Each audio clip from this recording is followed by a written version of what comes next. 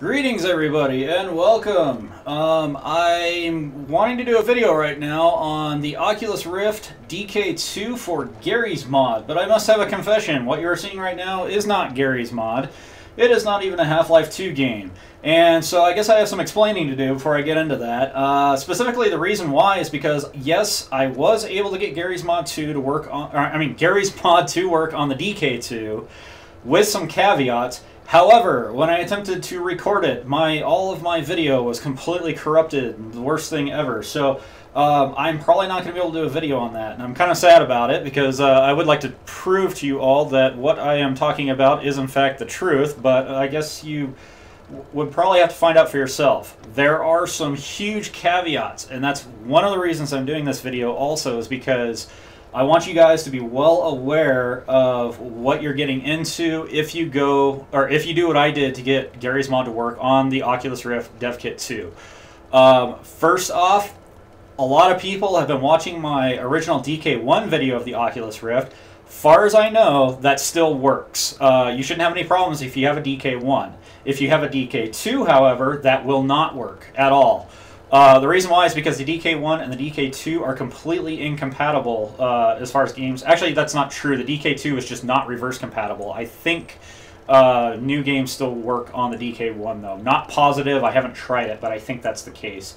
But anyway, yeah, I really want to talk about that because it's a bit of work to get it to work in the DK2, and the biggest thing is it's not what you expect either. It's like, once you're all done doing the work, you may not be satisfied with the results, and I really want people to know that before they kind of get into it. The other thing is, too, like I said, it does not work on TriDef, so what you're going to need is actually VorpX. I'm going to go up here. And VorpX is an interesting piece of software. It works similar to TriDef. It hijacks the DirectX rendering system, etc., and basically re-renders into the position of two eyes and then spits that back out, and voila, you now have a three-dimensional display. And just like TriDef, it also hijacks the mouse, so your head tracking is actually directly bound to the mouse. A lot of people have said, gee, it would be really nice if your head was decoupled from your gun. That's the reason that can never happen, is because, once again, these games were designed not with VR in mind. So having any type of system that actually turns that game into VR, there's going to be some limitations. And really the best way to do head tracking, unfortunately, is to bind the head and the mouse cursor together. And that's by no means a perfect solution, but it's kind of the only solution that really works. So you're kind of stuck with that, regardless if you do TriDef or if you do VorpX.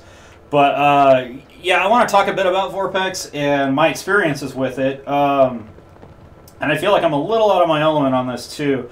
But anyway, once you get into Garry's mod with VorpX, you're going to run into some situations. The first thing you're going to notice is the menus are off your visual, out of your field of view, basically. And so it makes it incredibly challenging to even start a new game, because you have to pretty much just click around on the side of the screen until you finally accidentally hit the start game button. And what's worse is then it takes you to the map loading, and pretty much all the categories for all of your maps are also hidden outside of your field of view. So it is very frustrating trying to even get a game loaded in VorpX. And TriDef was similar. The DK1 did not have the best resolution, and even when it displayed on your computer screen and you could just lift the Rift up and do it that way, whoa, that still wasn't optimal because it kind of scrunched up all the letters and everything. So that wasn't fun. But I felt with VorpX it was even worse because you just simply cannot see your categories at all. So keep that in mind. That's a pain. But we haven't even touched on the virtual reality part yet, and that is once you finally do manage to get a game loaded, you're going to run into some new challenges. One is the depth of field separation is actually not quite right. I found out everything's very flat. It turns out, though, that it's actually a pretty simple fix. You just simply hit delete, and that opens up the configuration for it. And there's I want to say it's called depth separation or something along those lines. And you can increase that value. The value defaults at 1, and that's really low for Garry's mod. So I personally increased it to 3. But before you start holding that mouse button down, I highly recommend doing it in increments of 0.5, and that'll take a little bit because it increments at 0.01. So yeah, there's a lot of clicking in there. But once you finally get it up to 1.50, check it out, move around, and see if it kind of works for you. And if it still isn't separated enough, boost it up another 0.5. So you'll be at 2.0 at that point. And just keep doing that until you're comfortable. And the reason I say that is because the separation of depth is kind of, it plays tricks on your mind. Like what I'm seeing right now with these crates here, if you get this wrong, your mind will kind of freak out a little bit. And it could cause nausea and possibly other symptoms of badness that I don't know about. My biggest thing, though, is if I get any of my settings misconfigured for my Rift, I begin to get very nauseated. My understanding is that's a pretty common response to a misconfigured Rift. So yeah, play with that setting in increments of 0.5 just to be on the safe side. Until you get it right, just so you don't mess yourself over. The other thing you're going to notice, and you'll probably notice this before you even notice the depth or the separation depth issue, is the field of view seems really, really small. And what that actually means is you seem very zoomed in. And there's another setting that's, and I can't remember what it's called, but anyways, it's just below it that allows you to adjust that. It starts at 0 and you can continue to increment it forward. I felt comfortable with about anywhere from 0.8 to 1.0. You could even try taking it further. I would definitely stay away from 2.0. I think that's going to be very weird. But that'll kind of help equalize that a bit. And the other thing that, let's see, where else was I going with this? There was something else I wanted to talk about, and suddenly my mind, it has failed me. I think I'm too excited about the visuals on this. By the way, I know I'm talking about VorpX and Garry's mod and everything like that. If you're interested in this particular demo, I'm going to post a link to it in the description for this video. This is actually a really relaxing little map that somebody made, I think in Unity.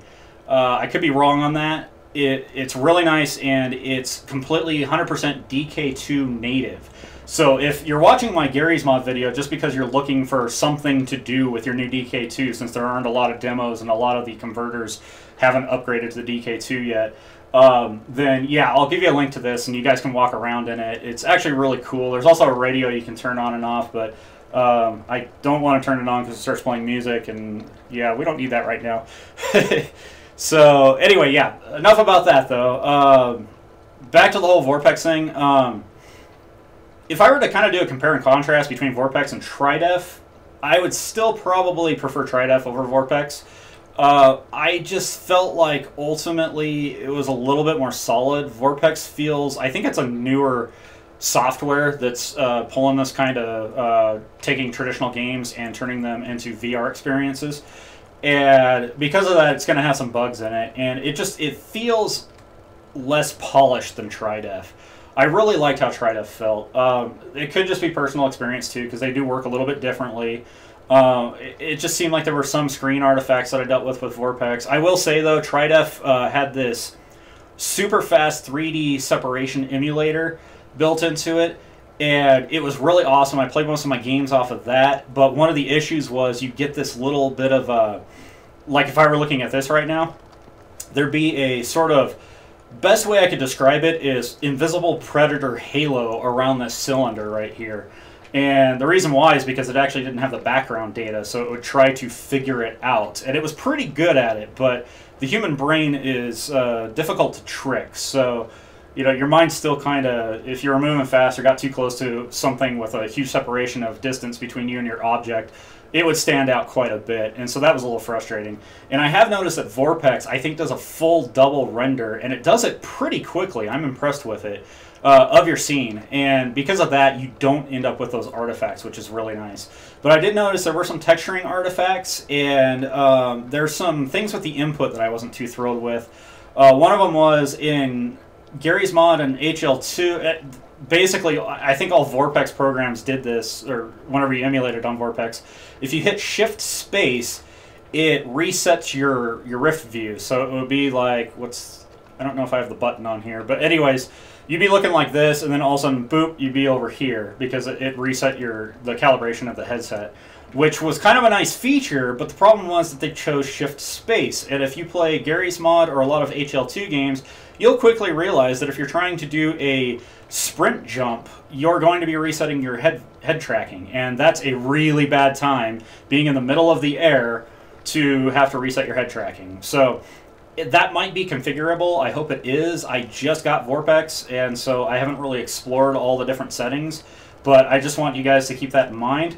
Another thing I need to mention too is, like TriDef, VorpX is not free. You might be able to get a free demo to kind of play around with it, but you will end up spending, at the time of this video, about 30 bucks in order to actually pick it up and start using it free will, and just, you know, try it on other things. I believe it works in other games too, not just Half-Life based, but I think there's a pretty wide variety of games that it plays on. But once again, for full details, check out the VorpX website. They'll have more details than I have.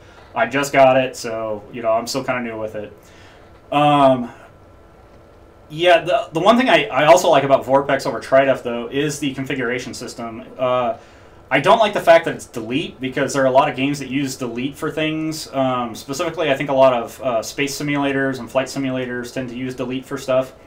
And TriDef used insert on the numpad, which I thought was superior, because that's a key that's not often used in games. So that could get a little irritating. But the thing I do like about VorpX is, once you do get to that, is the interface is actually mouse driven. It tracks with your head. It's a lot easier to use. And TriDef, it's all in the top left where you can't see it. I think I had a video, I think it was actually my Garry's Mod video, where it was on the entire time and I didn't even notice it, and I guess somebody pointed that out. So yeah, TriDef can kind of be a little irritating at times, and I think VorpX did a better job on their user interface for their configuration utility.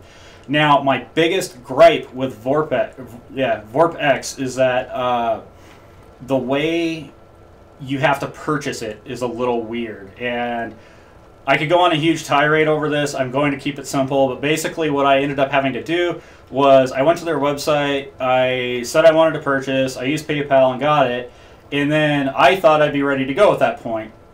And in reality, what you have to do at that point is load up the program, which I think you only get 3 weeks. So if you delete VorpX, you're screwed. If you know, after that 3-week period, you pretty much, I think, have to buy it again or contact their tech support, or their customer support, rather.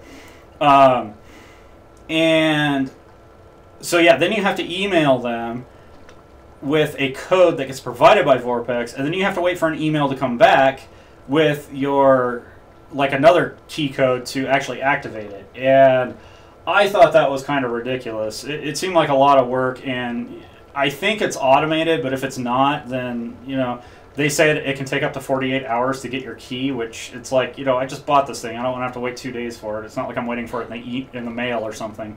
So I was not happy with the purchase system, and I really hope they upgrade that soon. I know that seems like a little rant once you finally have VorpX, and who really cares, right?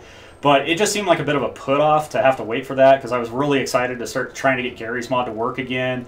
And then all of a sudden, I had this potential where I had to wait for 48 hours to even try it. And it was like, wow, this kind of sucks.